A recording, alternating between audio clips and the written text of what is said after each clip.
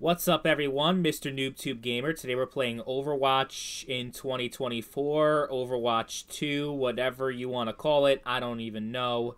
It's technically a different game, but it's not really. I mean, they did a lot of changes compared to the first Overwatch, but it was really more of a big update to Overwatch than it was a standalone game built from scratch. So, I guess I'm just calling it Overwatch. I mean, the most notable change was definitely changing the gameplay from 6v6 to 5v5, which initially people hated at first, and I think there are still people that don't like it, but me personally, I thought, wow, it actually is a pretty good change, and it made things a little bit more balanced. It made the gameplay a little bit better, in my opinion. Now, I know I'm going to get shit on for that, because it's a very divisive issue in the Overwatch community. I'd say it's probably like 60% of people prefer 6v6, and like 40% of people would agree with me and prefer 5v5, but I'm also a big Paladins fan, so that might have something to do with that. I mean, I'm someone who started playing this game in 2016, so I am not a new player. I have played for many, many, many years, on and off, to be fair,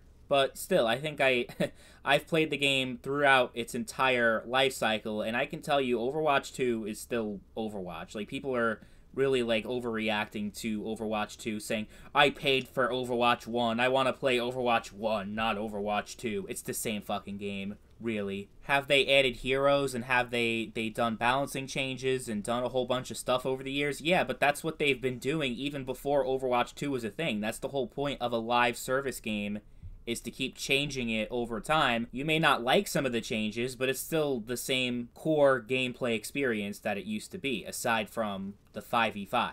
The only change that I think was bad was them getting rid of the loot boxes and replacing it with Battle Pass, because I hate Battle Passes, and I hate loot boxes too, but they actually did a really good job with the Overwatch loot boxes, that they didn't feel predatory, but the Battle Passes certainly do. And also, if you didn't buy Overwatch 1, you do have to unlock most of the heroes, and it is quite a grind. But since I'm someone who purchased Overwatch before it became Overwatch 2, I have most of the heroes unlocked, except for a few of them that were added in over time. But even the Battle Passes, as much as I don't like them, and I think they're too much of a grind, and they don't really do anything for me, still, considering that it's now a free-to-play game and there's no pay-to-win mechanics at all, it's all cosmetic stuff for the most part, it doesn't really matter. Now, as far as crossplay goes, it has full crossplay support across PlayStation, Xbox, PC, and Nintendo Switch, but it works a little differently than a lot of games where they just put you with PC and console players all the time. Like, Call of Duty will always match you up against people, regardless of whether or not they have controller or keyboard and mouse. Overwatch doesn't do that. They do it where if you are on PC and your friend is on console and you party up together, then the console player will have to play against PC players, but otherwise PC and console are kept separate, which I think is great because PC Overwatch and console Overwatch is just such a fundamentally different experience, and I'm glad that they knew that and didn't decide to fuck with both of those player bases and force them to play against each other, because that just wouldn't work. And of course, it goes without saying that you will have no problem finding matches in 2024, because not only is it free to play now, but it's still a very relevant and popular game, despite the stuff that you might be reading online about people saying the game is dead, everyone hates it. It's still a good game to get into in 2024, and most of the people that are complaining about it and have a lot of negative opinions, they're people who played back in 2016, and there's certain things that have changed, whether we're talking about the removal of 6v6 or other stuff that has been incrementally adjusted or changed that they personally are not a fan of. That those are most of the people who are upset.